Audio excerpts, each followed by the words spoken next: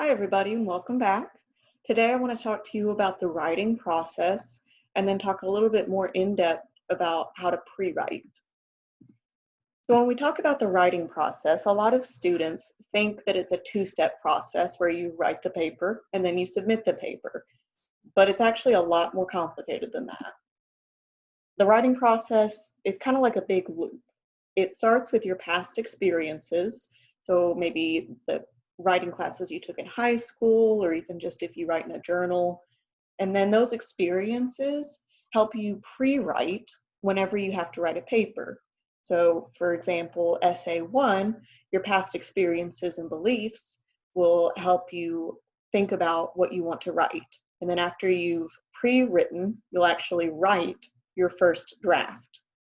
So once you've got your draft written, you'll get feedback from your peers, maybe from your mom or your friend, and of course from me. And then after you get that feedback, you're going to edit or revise and proofread that paper, and then probably get more feedback. And you could do that a couple different times before you actually submit the essay.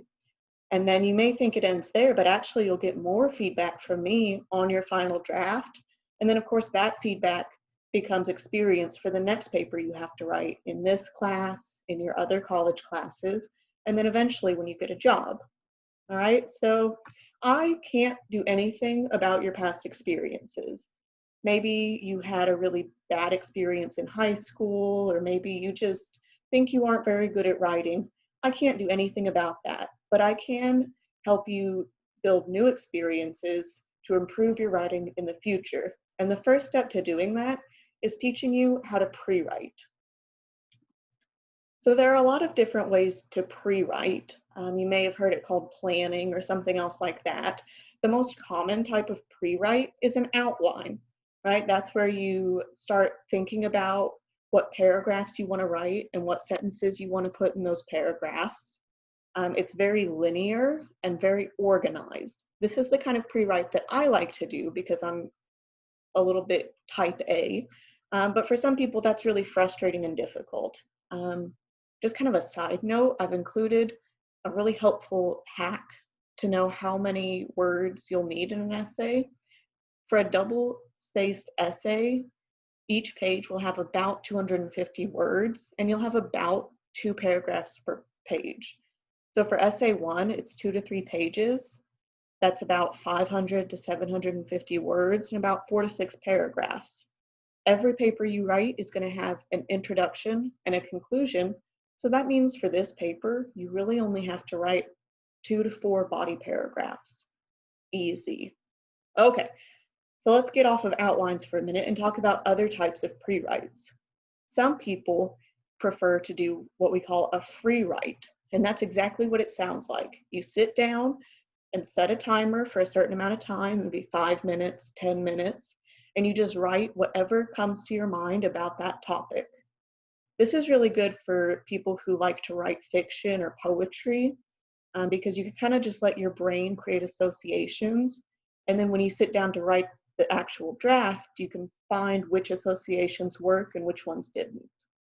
Personally, I don't like free writes, but a lot of people prefer to do that instead of an outline. The third common type of pre-write is a word web. You may have seen those. It's where you write the topic in the middle and circle it, and then draw lines to subtopics and associations. And that's really good for kinesthetic learners or people who maybe like to work with their hands because you can actually sort of build your paper with words. All right, so if you like word webs, that's totally fine. Those are the 3 most common, but there are other ways to plan or pre-write your paper. If you're somebody who hates writing but likes talking, just turn on like a speech to text and talk about what you want to write, and then use that transcription when you start to write your draft. If you're an artist, you could draw out your paper, sort of make like a comic strip. That's totally fine. And there may be lots of other types of pre-writes that I just haven't thought of. Okay, when it comes to my class, you can do any kind of planning or pre-writing that works for you as long as you get approval first. Okay, so let me show you an example of an essay 1 pre-write. If I were a student in this class, this is what my essay 1 pre-write would look like. You can see that I've got an outline and I'm planning to write 5 paragraphs. The first one is my introduction, and I've written down a couple things that I would write about in my introduction. I would talk about how much I love animals, and then my thesis, or my main idea of the paper, would be, I believe that animal shelters provide an important service to society. Okay, whatever type of pre-write you choose to do for this paper, you have to have that one sentence, that thesis, that contains your belief. Okay, and that's really important. And so then I've got my 3 body paragraphs, and I've chosen to organize it by beginning, middle, and end of the story that I want to tell. Okay, so my first paragraph would be the beginning of my story of how I came to believe that animal shelters are important. Okay, so that paragraph would be all about how I wanted to adopt a dog and how I looked at different animal shelters online when I moved to Norman. That's the only thing that would go in that paragraph.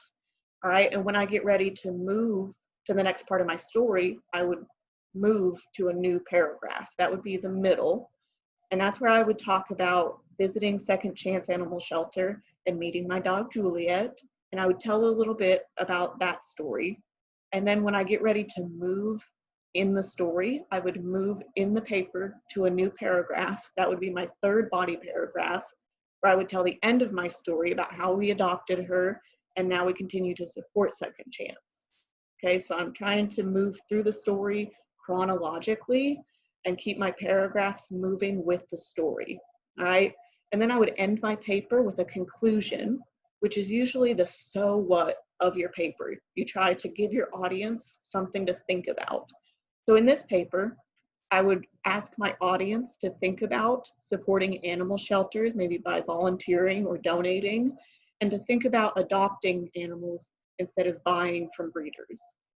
Okay, so now that I've shown you an example, it's your turn.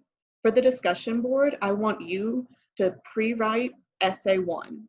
You can do an outline or you could do a free write or a word web, as long as it includes a thesis and then the beginning, middle, and end of the story you want to tell. It doesn't have to be as organized as I had it in my outline. I know that I'm, again, kind of type A, but it does have to have all 4 of those parts.